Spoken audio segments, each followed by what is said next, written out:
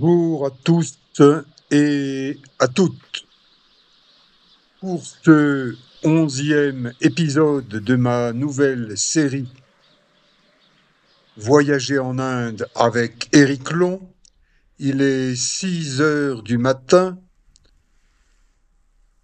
pas un nuage en vue, la lune ronde va se coucher et je suis bien dans ma chambre frigorifique avec deux grosses couvertures plus une petite couverture chauffante. Je regarde Casa s'éveiller depuis l'hôtel Himalayan Homes.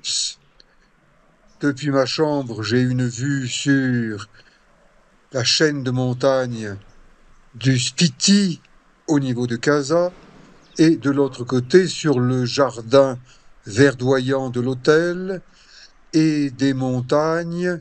Côté Adré, il n'y a plus de neige. Mon petit déjeuner himalayen est basé sur du riz. J'ai rajouté de l'huile d'olive, mais elle est en train de geler, alors que l'huile de courge, elle, ne gèle pas. Et puis du poulet bouilli, parce que sinon le poulet frit, il est bourré d'épices qui ne me conviennent plus. Aujourd'hui, à 75 ans français, plus 38 ans himalayens, donc je me présente docteur Shivling, 113 ans. Ça fait sourire les habitants de Casa, mais ils se disent, c'est vrai que ce vieux touriste, on le voit depuis des années et des années, alors qu'il est 113 ans. Pourquoi pas? Il sort de l'ordinaire des touristes.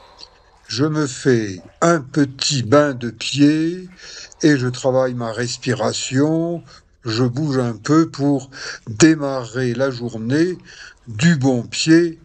Bon, il vaut mieux s'occuper de ses deux pieds. Un randonneur doit prendre soin de ses pieds. Et parce que j'ai beaucoup marché du côté de Toulon et dans le Var, pieds nus sur des rochers, eh bien j'ai de la corne qui s'est développée. Elle ne me sert plus lorsque je protège mes pieds dans des grosses chaussures de montagne, dont je râpe la corne, puis je me masse avec une huile de massage tibétain qui est fluide, qui ne gèle pas, qui contient des plantes himalayennes qui font du bien. Et direction sortir de Casa, en direction du village de Rangrik, situé à 8 kilomètres de Casa. Casa est le chef-lieu du Spiti, environ 3000 habitants, beaucoup d'administratifs et leurs familles logées dans le nouveau Casa, alors que moi je réside dans l'ancien Casa, pour mieux sentir vivre cette petite sous-préfecture. Je constate que bien des bâtiments sont en train de grandir d'un ou deux étages, que d'autres, eh bien, ils poussent là où il n'y avait rien que des rochers. Nous traversons le pont qui enjambe la rivière Spiti, qui donne son nom à la région Spiti, longue d'une centaine de kilomètres. Terre rocailleuse, rocheuse, surmontée de neige, depuis qu'il a neigé pendant 3 jours, et du côté de Rangrik, où il y a de nombreux champs pour l'agriculture, eh bien, on a planté des hôtels. Il y en a un grand nombre. On nous dépose au niveau de ce futur hôtel, bien avancé. En haut d'une colline, j'aperçois un Chorten, et je me rends compte que grimper sur cette petite colline, eh bien, c'est déjà fatigant pour le cœur. Donc, je contrôle ma respiration, je la fais plus profonde, plus régulière. Et je constate aussi qu'à 75 ans, je suis devenu rhumatisant.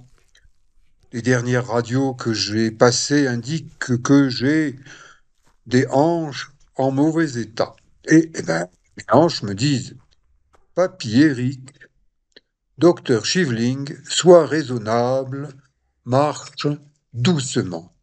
Et à ce moment-là, eh bien, en marchant doucement, ça va. Il n'y a pas de raison d'être pressé pour docteur Chivling. J'annonce mon âge aux habitants que je croise, 113 ans. Ça les fait sourire. Ils n'y croient pas trop, mais je leur dis, mais oui, 113 ans. J'ai 75 ans français, plus 38 ans himalayens, puisque je viens en Inde depuis 38 ans pour gravir les montagnes, l'Himalaya, cette grande chaîne qui parcourt plusieurs pays, qui est bien plus grande que les Alpes. Aujourd'hui, eh bien, j'ai décidé de revenir là où j'ai déjà randonné il y a un certain nombre d'années, marcher le long des gorges de Rancry, remonter cette petite rivière, ce torrent montagneux, mais qui parfois, lorsqu'il est en crue, eh bien, il fait de gros dégâts. Il a détruit des équipements hydroélectriques en 2023 avec une très grosse crue. Il est venu de très très loin, de très très haut. Ce sont de hautes montagnes. Je m'y suis attaqué à ces hautes montagnes quand j'étais plus jeune. Là, simplement, je mets les mains sur le rocher, j'y mets un pied, et puis je regarde et je dis, non, à mon âge de docteur Chivling, il n'est pas raisonnable de tenter de gravir de tels rochers. Et puis mon guide à Kasa, Tenzing Zangpo, 27 ans, c'est un intellectuel. Il a passé 5 ans en université dans la grande ville de Chandigarh. Il a un master de physique. Il espère passer très bientôt son professorat de maths. C'est une grosse tête, mais ça n'est pas un sportif. Alors que son père a passé plusieurs examens de montagne, plusieurs formations, mais il n'en a pas parlé à son fils. Il dit donc, voilà, moi, docteur Chivling, j'arrive à Kasa et je révèle au fils que son père a été alpiniste. Première nouvelle pour le fils. Pourquoi le père n'en a-t-il pas parlé? Il faudra que j'en discute avec le père et le fils. Donc, je suis Éric Long, kinésithérapeute français, mais aussi docteur Chivling. Attention, je ne peux pas tout soigner. J'observe la piste d'en face avec des engins de chantier. J'observe que la neige, en ce côté Ubac de la montagne, de ces gorges de Grand Gric, est encore enneigée, tandis que moi je marche du côté Adré, du côté soleil de la montagne. Il fait bon, il fait frais. J'ai quand même 2 coups de fourrure polaire, plus une veste de montagne, et puis une autre en réserve dans le sac.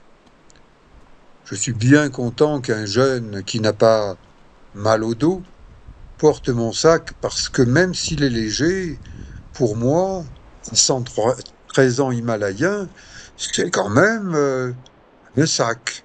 Pour lui, bon, c'est rien du tout.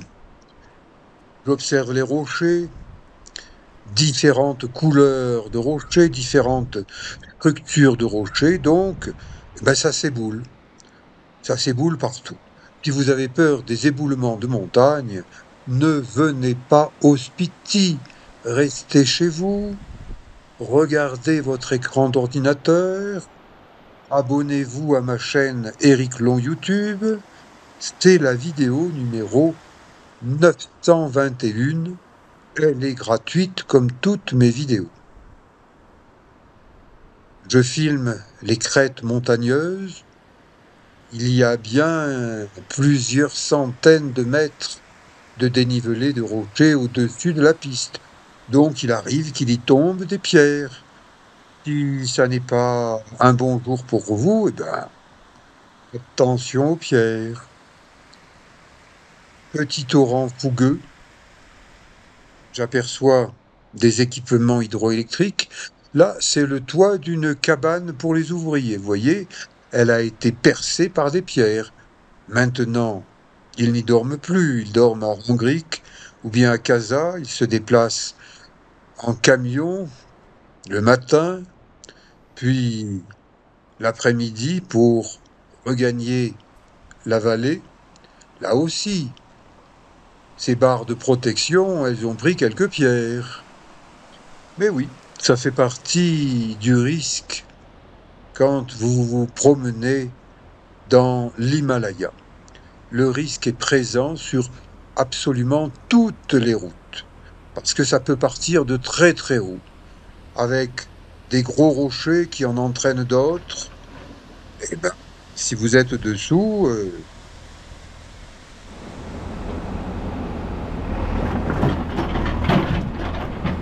j'entends le bruit d'un gros tractopelle qui est en train de déblayer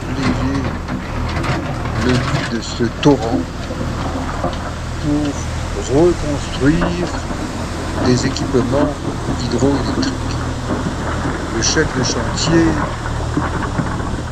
m'indique qu'il n'est pas certain de pouvoir terminer cette année les travaux parce que dès que le grand froid va arriver, celui du mois de novembre, eh bien tout va geler au Spiti.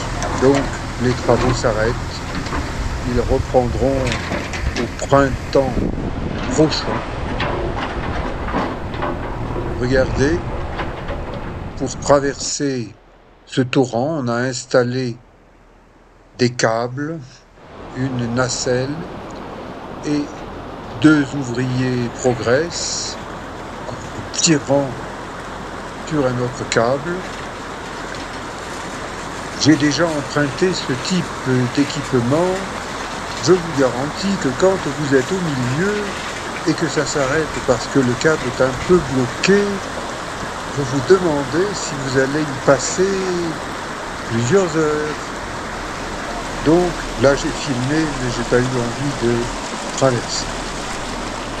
Tenzing Zangpo, mon guide à Karaza, là nous butons sur une zone où le torrent a poli les pierres, impossible de passer sans se mouiller les pieds. J'indique un itinéraire au-dessus que j'ai emprunté il y a pas mal d'années. Et je vous dis à bientôt pour voyager en Inde avec Éric Long. Joule, ciao!